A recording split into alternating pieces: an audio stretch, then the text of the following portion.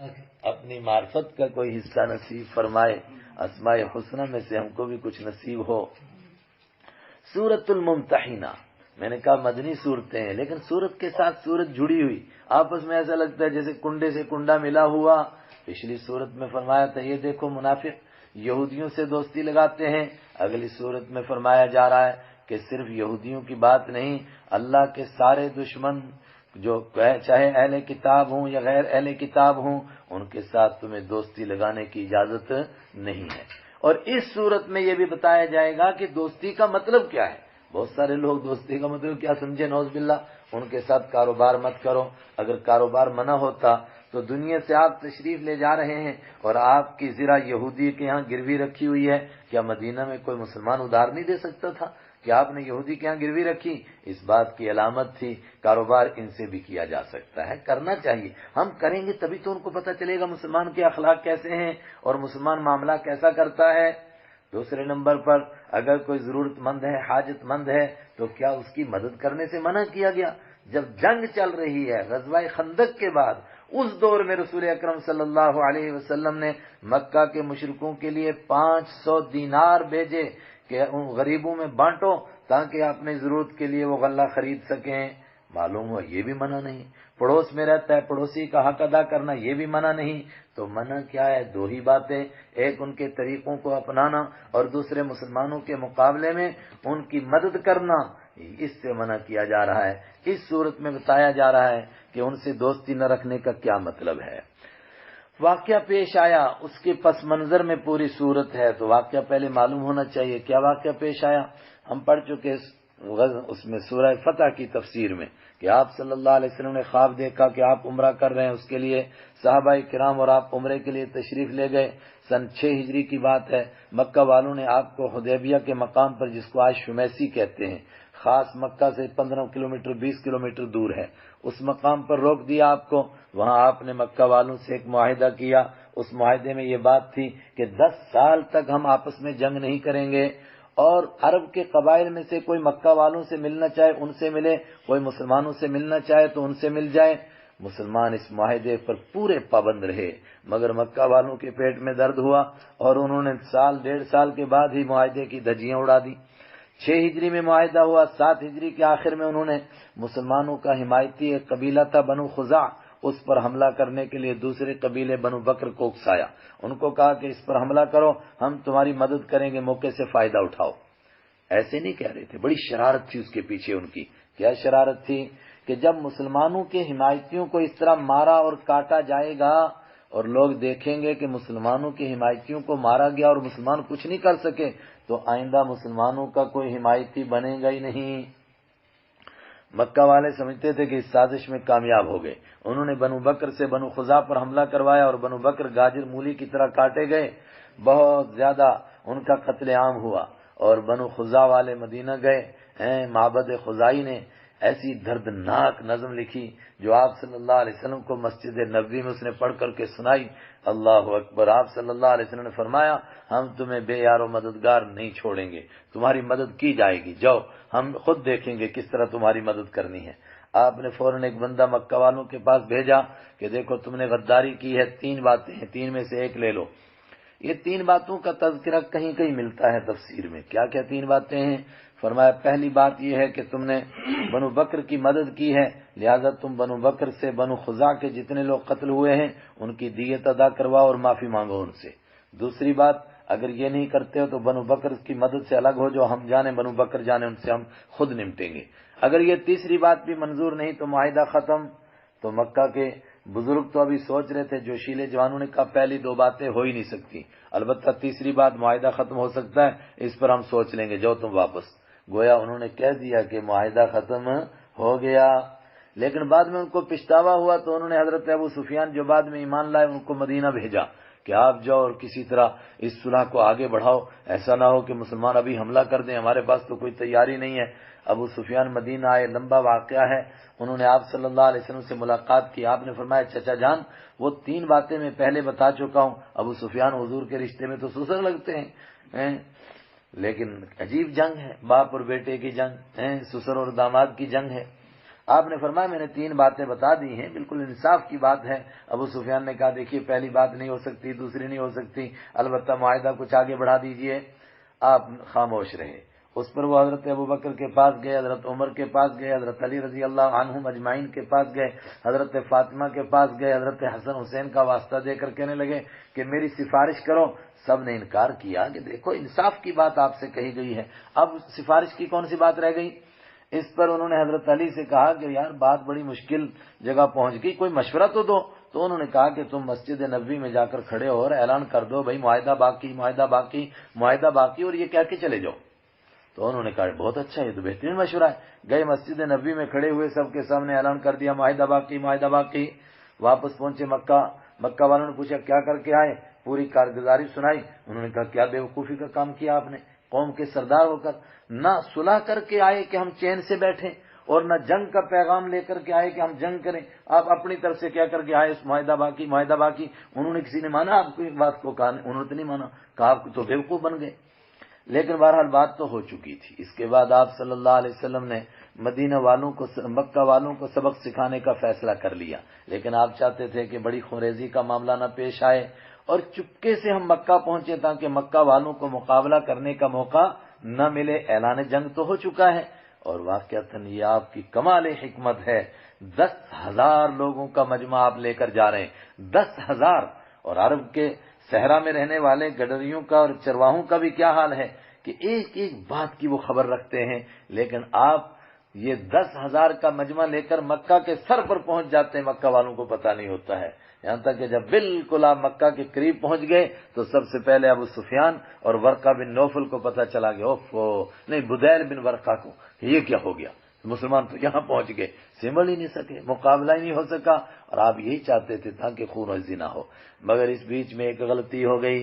کیا غلطی ہو گئی؟ حضرت حاطب بن ابی بلتہ رضی اللہ تعالیٰ، وہ بدری صحابی ہیں، بہت اونچے مقام کے صحابی ہیں، مگر ان کے بچے، ان کے اہل خاندان، ان کے بیوی بچے مکہ میں رہتے تھے۔ ان کو لگا کہ جب مکہ پر حملہ ہوگا، گھمسان کی جنگ ہوگی، تو مکہ والے جو مسلمانوں کے بچے مکہ میں ہیں ان کو قتل کرنا شروع کر دیں گے، تو میں ان پر ایک احسان کر دیتا ہوں تاکہ وہ میرے بچوں کو قتل نہ کریں۔ مکہ سے ایک عورت آئی تھی مانگنے کے لیے، سارا اس کا نام لکھتے ہیں۔ یہ کون تھی؟ اکثر کہتے ہیں کہ یہ آزاد کردہ باندی تھی، لیکن اب مانگ شانگ کر کے گزارا کرتی تھی، وہ مدینہ آئی ہوئی تھی۔ انہوں نے اس کے ساتھ معاہدہ کیا تجھے اتنے پیسے دوں گا، میری یہ چٹھی لے جا مکہ والوں کو دے دے۔ اس چٹھی میں خالی اتنا لکھا ہوا تھا کہ مکہ والوں عقل کے ناخن لو، حضور وہ لشکر لے کر آ رہے ہیں جس کا تم مقابلہ نہیں کر سکتے ہو۔ لیکن وہ بھی سمجھتے تھے کہ مکہ والے اس کو احسان مانیں گے۔ یہ عورت چٹھی لے کر چلی گئی، آپ کے اوپر وہی اتر گئی، اللہ نے آپ کو بتا دیا کہ اس طرح آپ کے راز کو فاش کیا جا رہا ہے۔ عورت کو بھی معلوم نہیں چٹھی کے اندر کیا لکھا ہوا ہے۔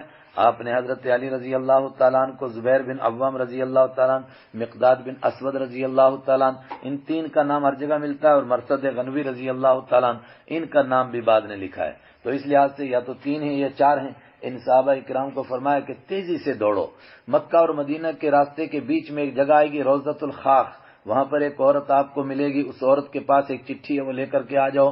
یہ حضرات وہاں پہنچے اور ذرا جلدی پہنچ گئے۔ عورت دوسرے راستے سے آ رہی تھی، وہ ذرا دیر میں پہنچی، دیکھا وہ عورت ہے نہیں۔ حضرت علی نے فرمایا یہ تو ہو نہیں سکتا کہ حضور کی بات جھوٹی ہو جائے، اور آئے گی کہیں ادھر ہی ہوگی۔ اتنے میں وہ عورت بھی آ گئی، اس کو کہا کہ تیرے پاس چٹھی ہے، ہاتھی کتابک، لا اپنی کتاب کہاں ہے؟ اس نے کہا واللہ ما عندی کتاب، میرے پاس کوئی چٹھی وٹھی نہیں ہے۔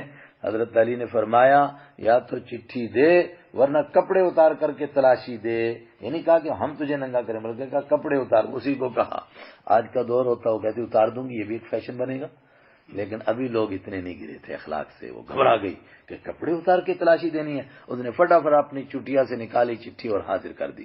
چٹھی واپس لے کر یہ حضرات چل پڑے۔ آپ صلی اللہ علیہ وسلم کے سامنے چٹھی پڑھی گئی تو اس میں لکھا ہوا تھا حاطب بن ابی بلتہ کی طرف سے۔ آپ نے ان کو بلایا، انہوں نے فرمایا ما بالک یا حاطب، یہ کیا کیا آپ نے؟ انہوں نے کہا میں نہ تو منافق ہوں نہ میں مرتد ہوا ہوں، آپ میرے بارے میں جلدی نہ کیجیے اور مجھے اپنا عذر پیش کرنے کا موقع دیجیے۔ آپ نے فرمایا کیا بات؟ انہوں نے کہا کہ مکہ میں میرا کوئی حمایتی نہیں، میں باہر سے آ کر مکہ میں آباد ہوا تھا، میں نے اس لیے چاہا کہ مکہ والوں پر کوئی احسان فرماؤں۔ آپ نے فرمایا بڑی غلطی ہوئی تم سے، حضرت عمر نے کہا عرض کیا اجازت دیجیے اس کی گردن اڑا دیتا ہوں، یہ منافق ہو گیا ہے۔ آپ نے فرمایا یہ بدری ہے، اور بدر والوں کے لیے اللہ تعالیٰ کا خاص معاملہ ہے۔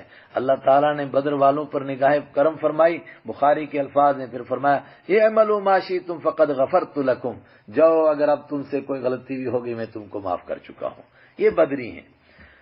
کہتے ہیں کسی دوسرے موقع پر ان سے کوئی بات پیش آ گئی تو ان کے غلام تھے تو انہوں نے ان کی شکایت کی اور اس بات کو بھی یاد دلایا اور عرض کیا اللہ کے حبیب وہ پکا جہنمی ہے۔ اس موقع پر آپ نے غصے سے فرمایا انہ لن يدخل النار، وہ کبھی جہنم میں نہیں جائے گا، وہ بدری صحابی ہے، کیا بات کر رہے ہو؟ لیکن غلطی تو بہرحال غلطی ہے، معاف کر دیا گیا، مگر قرآن پاک نے سختی سے ڈانٹا۔ اس سے ہم کو پتہ چلا کہ جس موالات سے منع کیا جا رہا تھا اس کا مطلب کیا تھا۔ بسم اللہ الرحمن الرحیم، یا ایھا الذین آمنوا، اے وہ لوگو جو ایمان لائے ہو، لا تتخذوا، مت بناؤ تم عدوی، میرے دشمن کو، وعدوکم، اور اپنے دشمن کو، اولیاء، دوست۔ اب دوستی کا کیا مطلب ہم سمجھ گئے۔ تلقون، پیش کرتے ہو تم الیہم، ان کی طرف، بالمودتی، محبت کے ساتھ۔ کیا پیش کرتے ہو؟ محبت کے پیغامات بھیجتے ہو ان کو مسلمانوں کے راز بتاتے ہو۔ وقد کفروا، حالانکہ وہ کفر کر چکے، بما، اس دین کے ساتھ، جاء، جو لے کر آئے تھے، کم، اللہ کے نبی، جو دین آیا تھا، کم، تمہارے پاس، من الحق، یعنی حق، سچا دین جو تمہارے پاس آیا تھا وہ اس دین کا انکار کر چکے۔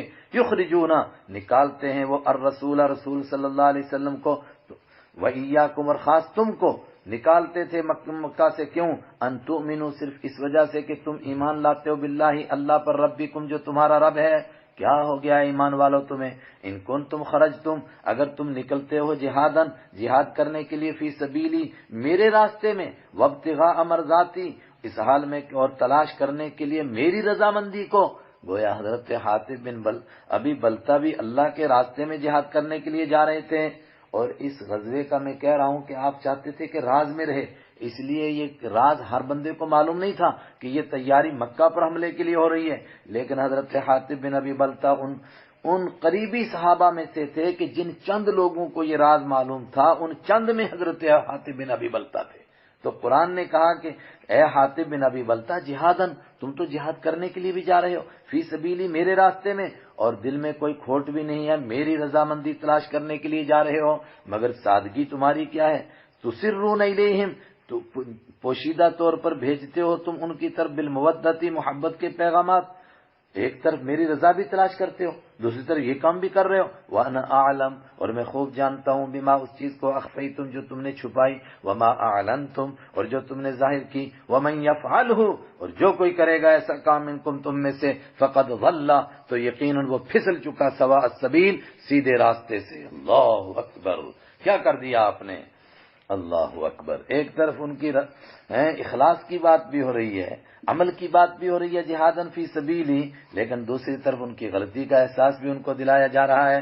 ان یثقفوکم، اور تم ان کی محبت کے دم بھرتے ہو اور تم سوچتے ہو ہم احسان کریں گے اور وہ ہمارے بچوں کو قتل نہیں کریں گے، بالکل ایسا نہیں ہے۔ اگر ان کو موقع مل گیا وہ چھوڑیں گے؟ ان یثقفو، اگر وہ پا جائیں گے، تم کو، یکونو، ہو جائیں گے وہ، لکم، تمہارے لیے، اعداء، دشمن، وَيَبْسُطُوا، اور آگے بڑھائیں گے، الیکم، تمہاری طرف، ایدیہم، اپنے ہاتھوں کو بڑھائیں گے، اپنے ہاتھوں کو مطلب تمہاری گردنیں اتار دیں گے، اور خالی ہاتھ ہی نہیں بڑھائیں گے، السنتہم، اپنی زبانیں بھی بڑھائیں گے تمہاری طرف، بالسوء، برائی کے ساتھ، گالیاں بھی دیں گے، کیا کیا نہیں کریں گے، وَوَدُّوا لَوْ تَكْفُرُونَ، اور وہ تو چاہتے ہیں، لو تکفرون، کہ تم بھی کسی طرح کافر بن جاؤ، تمہارے کافر بننے کو پسند کرتے ہیں اور تم ان کے ساتھ محبت کر رہے ہو، اور کس لیے؟ صرف اس لیے کہ بیوی بچوں کو کوئی نقصان نہ پہنچا دیں۔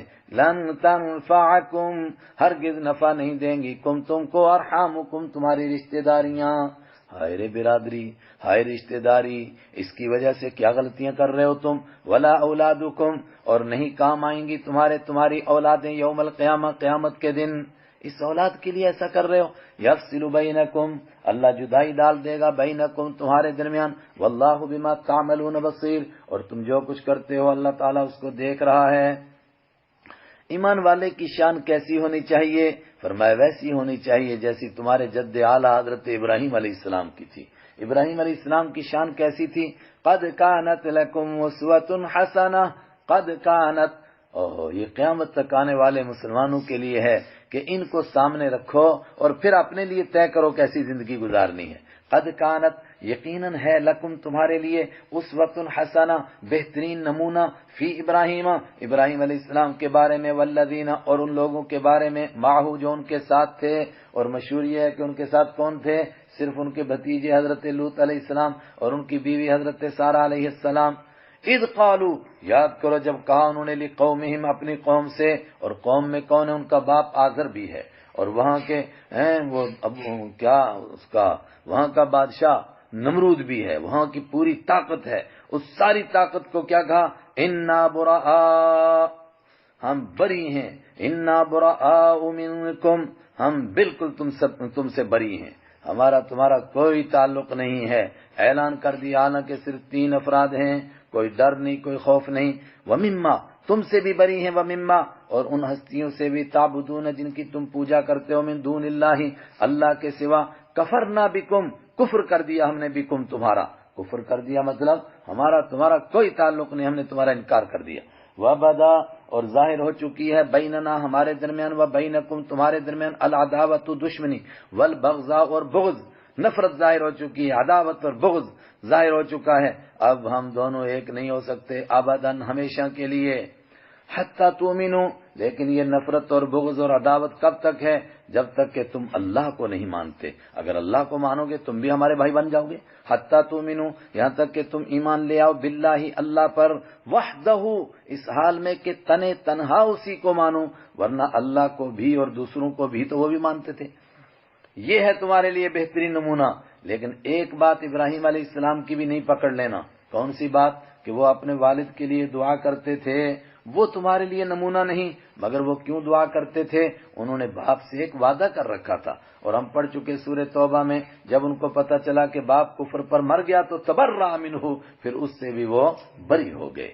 الا قول ابراہیم سوائے ابراہیم علیہ السلام کی ایک بات لابیہ جو انہوں نے اپنے ابا سے کہی تھی، لاستغفرن ضرور بھی ضرور میں بخشش مانگوں گا، لکا آپ کے لیے، وما املک لیکن ساتھ ہی فرمایا تھا میں اختیار نہیں رکھتا ہوں، لکا آپ کے لیے، من اللہ اللہ کے مقابلے میں، من شیء کچھ بھی۔ اگر اللہ تجھے سزا دینا چاہے میں نہیں بچا سکتا ہوں، میں تو صرف دعا کر سکتا ہوں، اور وہ بھی اس کی کہ اللہ تجھے ایمان دے کہ تو جہنم سے بچ جائے۔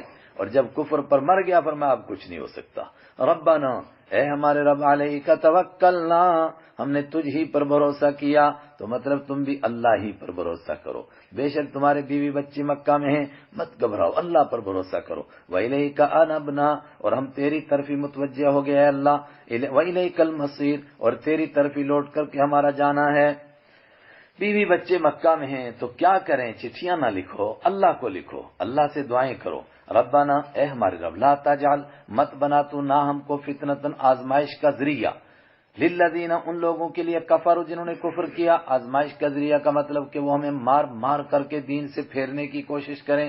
وغفر اور بخشش فرما تو لنا ہمارے لیے، ربنا اے ہمارے رب، انک انت العزیز الحکیم بے شک انت آپ ہی تو العزیز غالب ہیں، الحکیم حکمت والے ہیں۔ لقد کان لکم یقیناً اے مسلمانوں ہے، دوبارہ یہ بڑی اہم بات ہے کہ ایمان والا جب ایمان قبول کرے تو پھر سب سے بری، سب سے الگ، اب ان کے طور طریقوں میں کسی کے طور پر بھی ان کا حمایتی نہیں بن سکتا۔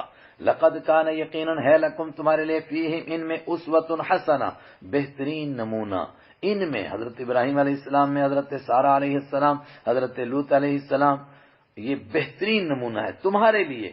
تمہارے سے کون مراد ہے؟ تم کس سے بات ہو رہی ہے؟ لمن کان ہر اس آدمی کے لیے، کان یرجو اللہ جو امید رکھتا ہے اللہ سے کہ اللہ مجھے معاف کرے گا، اللہ جنت عطا فرمائے گا، اللہ میری خطاؤں کو معاف کرے گا، والیوم الآخر اور جو امید کرتا ہے آخرت کے دن کی کہ کبھی نہ کبھی تو وہ دن پیش آئے گا جہاں حساب و کتاب ہوگا۔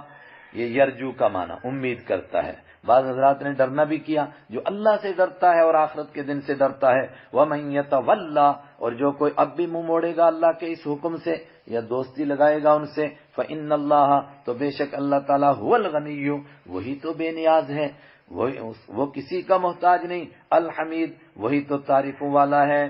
ایک بڑی زبردست بات فرمایا، ابھی کہا جا رہا ہے تم کو کہ ان کے ساتھ موالات نہ کرو، اپنے راز ان کو نہ بتاؤ، ان کے طریقوں کو مت اپناؤ، اس طرح تم سخت رہو گے تو کیا ہوگا؟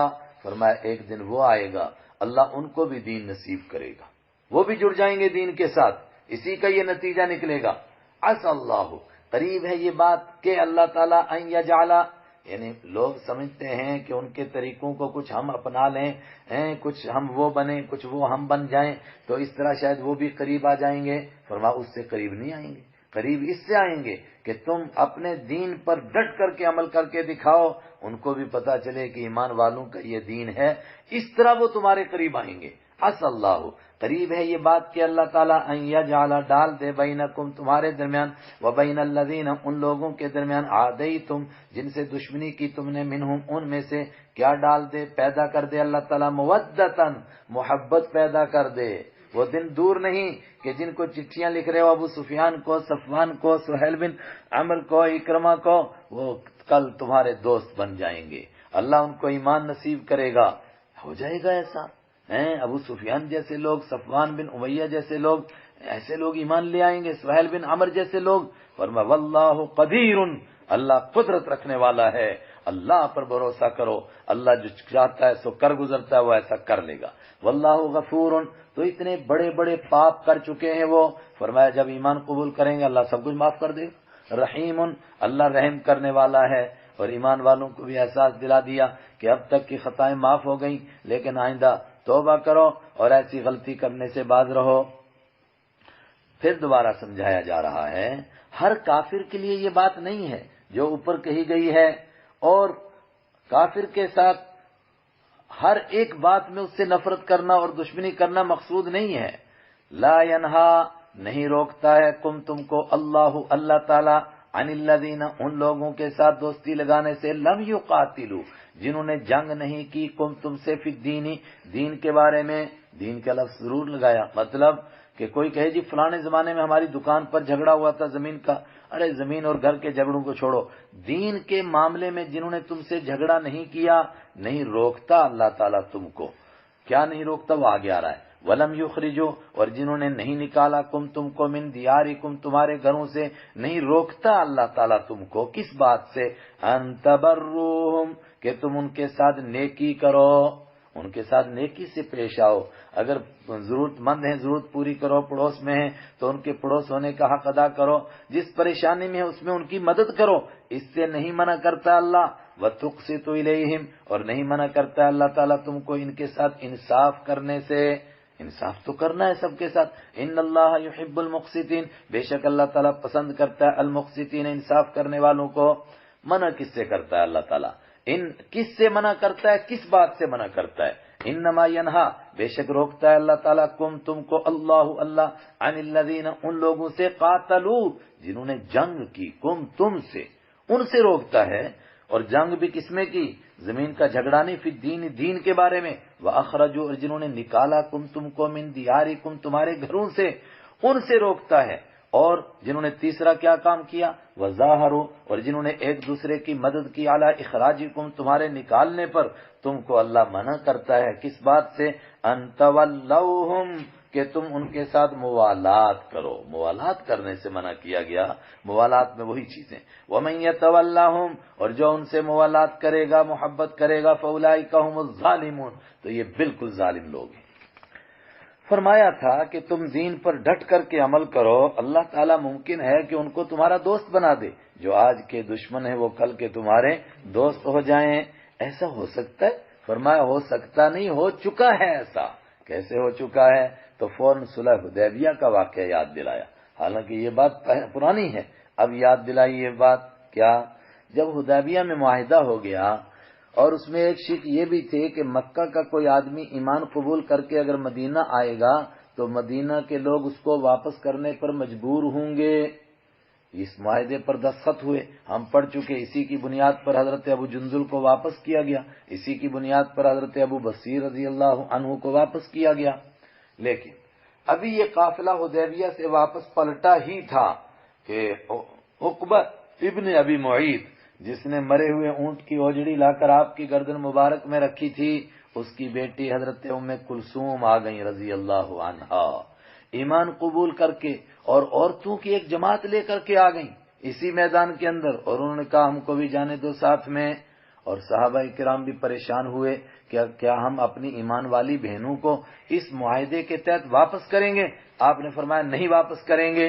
سب پریشان ہوئے کیوں نہیں واپس کریں گے؟ ادھر مکہ والے بھی آ گئے کہ معاہدہ ہو چکا ہے، ان کو واپس کرو۔ آپ نے فرمایا یہ نہیں واپس کی جائیں گی۔ انہوں نے پوچھا کیسے؟ معاہدہ تو ہو چکا ہے۔ فرمایا لاؤ کاغذ پڑھو معاہدہ۔ اس میں کیا لکھا ہوا تھا؟ اس میں لکھا ہوا تھا اللہ یاتیک منا رجل الا رددتہ، یہ بخاری کے الفاظ ہیں، نہیں آئے گا ہم میں سے کوئی آدمی مرد کوئی مدینہ مگر آپ اس کو واپس کریں گے۔ تو یہ تو مرد کا لفظ لکھا ہوا ہے۔ حضور نے پوچھا کہ یہ مرد ہیں کیا؟ سہیل بن عمر جس نے یہ لکھوایا تھا نا، وہ بڑی ڈینگیں مار رہے تھے، کہتے تھے میں نے مسلمانوں کو ایسے دبایا ایسا دبایا۔ ابو سفیان نے کہا اتنے دبنے والے نہیں ہیں، اتنے کچے چنے نہیں چبائے انہوں نے تجھے کہیں ضرور پھنسایا ہوگا۔ اب سب کہنے لگے آپ بتا۔ اس نے کہا ہائے بدقسمتی، ادھر تو دھیان ہی نہیں کیا، لیکن لکھوا چکے تھے، عرب تھے۔ فرمایا ٹھیک ہے، بالکل معاہدہ ہو گیا، اب ان کو جانے دو۔ اسی موقع پر اس موقع کے لیے کہا گیا کہ دیکھو اللہ نے ان کو ایمان عطا فرمایا، کل مردوں کو بھی اللہ ایمان عطا فرمائے گا۔ یا ایھا الذین آمنوا، اے وہ لوگوں جو ایمان لائے ہو، اذا جاء، جب آ جائیں کم تمہارے پاس، المؤمنات، ایمان قبول کرنے والی عورتیں، مہاجرات، ہجرت کرتے ہوئے آ جائیں، فامتحنوہن، تو تم ضرور ان کا امتحان لو۔ امتحان لینے کا مطلب بس موٹے طور پر دیکھو کہ کہیں شادی وادی کا چکر تو نہیں ہے، ایمان ہی کے لیے آ رہی ہیں یا کوئی شادی کا چکر ہے، اور جب پتہ چلے کہ وہ ایمان والی ہیں صرف پوچھنا ہے، ورنہ ٹٹولنا نہیں۔ کیوں؟ واللہ اعلم، اور اللہ ہی خوب جانتا ہے بھی ایمانہن، ان کے ایمان کو۔ اسی لیے کوئی آدمی کلمہ پڑھے، کوئی کہ پتہ نہیں دل سے پڑھا نہیں پڑھا ہے، ایسا کہنے سے آدمی کا ایمان خطرے میں پڑ جائے گا۔ تو چاچا لگتا ہے کسی کا؟ تجھے اپنے دل کا معلوم ہے؟ کسی کے دل کی بات کون جان سکتا ہے، دل سے پڑھا ہے کہ نہیں پڑھا ہے؟ بس جو کہے گا میں مومن، اس کو مانیں گے مومن۔ فَإِنْ عَلِمْتُمُوهُنَّ، بس اگر تم جانو ان کو کہ وہ مومن، مؤمنات کہ وہ مومن ہیں، فَلَا تَرْجِعُوا، تو واپس نہ کرو تم ہن ان عورتوں کو إِلَى الْكُفَّارِ، کافروں کی طرف۔ کیوں؟ جب ایمان لا چکی ہیں تو رشتہ ٹوٹ گیا۔ لا ہن، نہیں ہیں یہ عورتیں، حل حلال، لہم، ان کافروں کے لیے، ولا ہم، اور نہیں ہے وہ کافر، یحلون حلال لہن، ان عورتوں کے لیے، یہ ان کے لیے جائز نہیں، وہ ان کے لیے جائز نہیں۔ اب یہاں ایک مسئلہ کہ کوئی عورت ایمان لائے لیکن پہلے کسی اور کی بیوی تھی، تو وہ کہے میں نے اتنا زیور دیا تھا، اتنا مہر دیا تھا، چونکہ مہر عرب کے کافر بھی دیتے تھے، تو یہ تو میرا مہر لے کر بھاگ گئی، تو مسلمانوں کو تانا دے گا کہ دیکھو میرا مال لے کر بھاگی اور تم میرا مال کھا رہے ہو۔ فوراً دوسرا حکم آیا، وآتوا، اور دے دو، ہم ان کافروں کو، ما انفقوا، جو انہوں نے خرچ کیا، ولا جناح علیکم، اور کوئی گناہ نہیں ہے، علیکم تم پر، ان تنکحوا، کہ تم نکاح کر لو، ہن ان عورتوں سے، اذا آتیتموہن، جب دے دو تم ہن ان عورتوں کو، اجورہن، ان کا مہر۔ وہ دو باتیں ہوئیں، پہلے تو ان کا وہ مہر واپس کرو جو ان کے کافر شوہروں نے ان کو دیا ہوا تھا، وہ مکہ میں واپس ان کو دے دو۔ اس کے بعد کوئی ان سے نکاح کرے تو وہ الگ سے ان کو مہر دے گا، یہ نہیں کہ وہ کہے جی پہلا مہر ادا ہو چکا بس وہ کافی ہے۔ یہ ایک حکم آیا۔ دوسرا حکم یہاں لگے ہاتھوں، دوسرا حکم وہ کیا؟ اگر کوئی مسلمان مدینہ میں ہے اور اس کی بیوی کافرہ ہے اور وہ مکہ میں ہے اور ابھی تک اس کے نکاح میں ہے، تو فرمایا اب وہ اس کے نکاح میں نہیں رہ سکتی ہے۔ ولا تمسکوا، اور مت روک کر رکھو تم، بعصم الکوافر، کافر عورتوں کی عزت کو، ناموس کو، مطلب ان کے نکاح کو، ان کو اپنے نکاح میں روک کر کے نہ رکھو۔ اگر وہ ایمان قبول کرنے کے لیے تیار نہیں تو مانو کہ وہ تمہارے نکاح سے چلی گئیں۔ ایک تیسرا مسئلہ، اگر یہاں سے کوئی عورت نعوذ باللہ کافر ہو کر کے مکہ چلی جائے اور مسلمانوں نے جو اس کو مہر دیا تھا وہ بھی لے کر کے چلی جائے تو کیا کریں مسلمان؟ وَاسْأَلُوا، اور تم مانگ لو، ما انفقتم، جو تم نے خرچ کیا تھا، کس سے؟ جہاں مکہ جائے گی، جو ان سے نکاح کرے گا، مکہ کے سرداروں کو چٹھی لکھو کہ فلانی عورت یہاں سے مرتد ہو کر مکہ آ گئی ہے، لہذا جو ہمارا مہر ہے وہ واپس کرو۔ لیکن ایسا کوئی واقعہ پیش نہیں آیا، اللہ نے ایسا نہیں کیا کہ کوئی مدینہ کی عورت مکہ جاتی۔ وَلْيَسْأَلُوا مَا أَنفَقُوا، اور چاہیے کہ وہ مانگ لیں، ما انفقوا، جو انہوں نے خرچ کیا۔ مکہ والوں کی عورت مدینہ آئے تو مدینہ والوں سے وہ مہر مانگ لیں اس کا، اور مدینہ والوں کی وہاں جائے تو مدینہ والے مہر ان سے لے لیں۔ ذالکم حکم اللہ، یہ اللہ کا حکم ہے، اللہ کا فیصلہ ہے۔ یحکم بینکم، وہ فیصلہ کرتا ہے تمہارے درمیان۔ واللہ علیم، اللہ جاننے والا ہے، حکیم، حکمت والا ہے۔ وَإِن فَاتَكُمْ شَيْءٌ مِّنْ أَزْوَاجِكُمْ إِلَى الْكُفَّارِ، ایک اور مسئلہ، مسلمانوں کی کوئی عورت اگر چلی گئی مکہ میں، یا یہ ہے کہ مکہ میں ہی موجود تھی اور کافر تھی اور نکاح ٹوٹ گیا، اب وہاں کے کسی کافر نے اس سے نکاح کیا اور اس کا مہر اسی کے پاس ہے، تو مسلمان کا مہر بھی گیا، بیوی بھی گئی، تو ایسے وقت میں کیا کریں؟ مدینہ والوں نے ان کا مہر واپس دیا، لیکن مکہ والے دینے کے لیے تیار نہیں ہوئے، انہوں نے کہا نہیں، ہم نہیں کسی کا مہر ور جانتے۔ اگر ایسا ہو جائے تو پھر کیا کریں؟ فرمایا اب اگر کسی کی بیوی مرتد ہو کر مکہ جائے گی اور اس کا مہر مکہ والے نہیں دیں گے، تو وہاں سے جو عورت آئے گی، جو اس کا مہر تم نے ان کو دینا ہوگا، اب وہ مہر ان کو نہیں دینا، اس بیچارے کو دو جس کی بیوی بھی گئی، مہر بھی گیا۔ وَإِنْ فَاتَكُمْ، اور اگر چھوٹ جائے تم سے شیئن کوئی چیز، من ازواجکم، تمہاری بیویوں میں سے، یعنی کوئی بیوی چلی جائے، الی الکفار، کافروں کی طرف، فعاقبتم، پھر تمہاری باری آئے، تمہاری باری آنے کا مطلب یہ ہے کہ وہاں سے کوئی عورت یہاں آئے، فآتوا، تو دے تو تم الذین، ان لوگوں کو، ذہبت ازواجہم، جن کی بیویاں چلی گئی ہیں، ان کو دو، مگر ان کو کتنا دیں؟ ہو سکتا ہے کہ جو مکہ میں عورت گئی ہے اس نے مثلا 1,00,000 روپیہ دینا تھا، اور یہاں جو عورت آئی ہے اور اس کے پاس 2,00,000 روپیہ ہے، تو اس کو کتنا ملے گا؟ فرمایا اس مدینہ کی جس بندے کی عورت ادھر چلی گئی ہے اس کو اتنا ملے گا، ما انفقوا، جو اس نے خرچ کیا اتنا اس کو دے دو۔ واتقوا اللہ، اور ان سب باتوں میں اللہ سے ڈرتے رہو، الذی انتم بہ مؤمنون، جس کے اوپر تم ایمان رکھتے ہو۔ یا ایھا النبی، اے نبی صلی اللہ علیہ وسلم، اوپر جو فرمایا تھا کہ جب کافر عورتیں آئیں تو ان سے کیا کرو؟ امتحان لے لو۔ وہ امتحان کیا ہے؟ وہ امتحان بس یہ ہے، ان سے یہ باتیں کہلواؤ، اگر یہ باتیں کہنے کے لیے وہ تیار ہو جائیں تو سمجھو بس مسلمان ہیں۔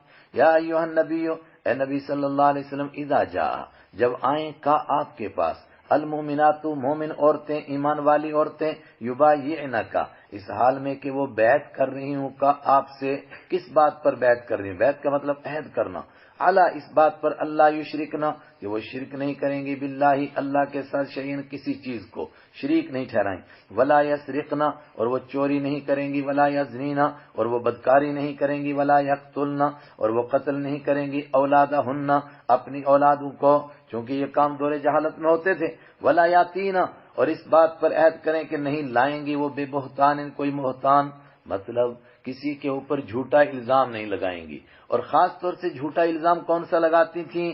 الیاذ باللہ، عورتیں بدکاری کرتی تھی، بچہ کسی کا ہوتا تھا مگر کسی شریف آدمی کو بدنام کرنے کے لیے کہتی تھی کہ اس کا بچہ ہے، یفترینہ، وہ بہتان گھڑتی ہیں عورتیں جن کو بین ایدیہن، اپنے ہاتھوں کے درمیان، و ارجلہن، اپنے پاؤں کے درمیان، مطلب گندے کام خود کرتی ہیں پھر کسی شریف پر الزام لگا دیتی ہیں، توبہ کریں کہ یہ کام نہیں کریں گی، اور آخری توبہ، ولا یعصینا، اور نہیں نافرمانی کریں گی وہ کا آپ کی، فی معروف، کسی نیکی کے کام میں، اس بات پر بیعت کریں کہ جو جو نیکی کا حکم ان کو دیا جائے گا اس کو وہ پورا کریں گی۔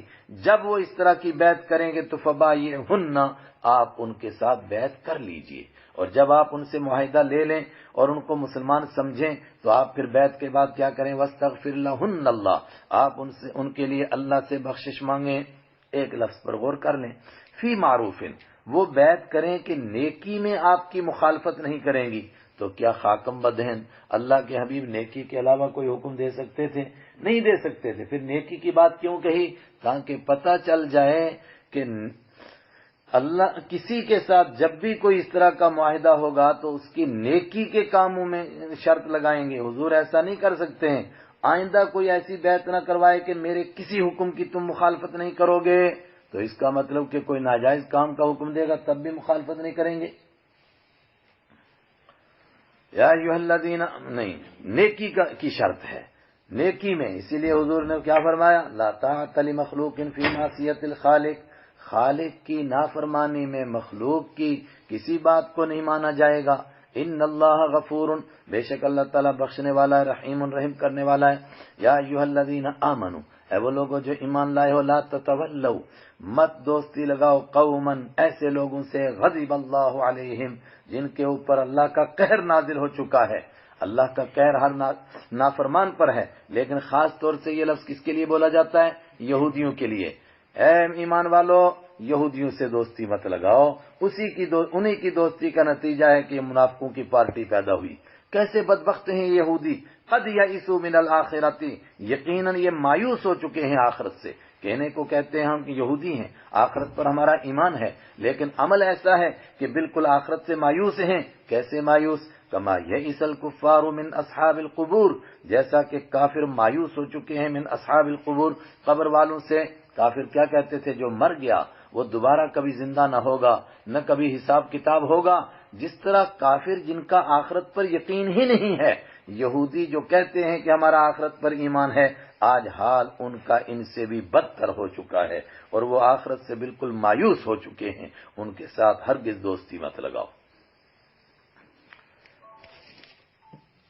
بسم اللہ الرحمن الرحیم۔ سبح للہ ما فی السماوات و ما فی الارض۔ سبح، جس سورت کے شروع میں سبح ماضی کا صیغہ ہے، اس کی یہ آخری سورت ہے، سورۃ الصف۔ پچھلی سورت